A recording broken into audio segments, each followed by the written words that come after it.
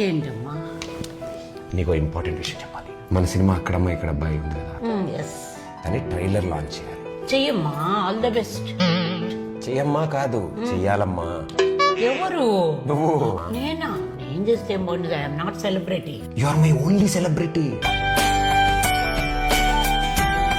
Okay, నేను చెయ్యాలంటే 3 మంచి రీజన్స్ ఏమైనా చెప్పు. 3 ఏంటి 30 చెప్తా.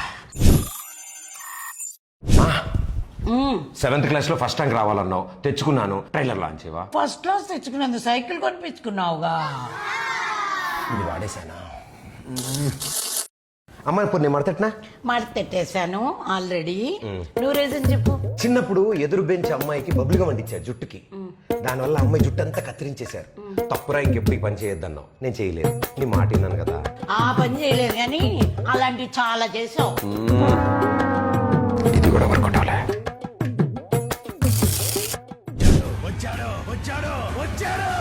ఏంటో మా సినిమా చూస్తున్నావా? కాదు, క్రికెట్. ఎట్టకారం, ఈవిడికి అన్ని నా పోలికలే. ఇప్పుడు చిన్నప్పుడు స్కూల్ నుంచి ఒక్క కంప్లైంట్ కూడా ఇంటికి రావద్దన్నావు. నేను రానివ్వలేదు కదా, మరి ట్రైలర్ లాంచ్ చేయవా? భగవంతుడా, అదే ప్రశ్న. స్కూల్ నుంచి కంప్లైంట్లు రాలేదు, స్కూల్కి మమ్మల్నే రప్పించావు.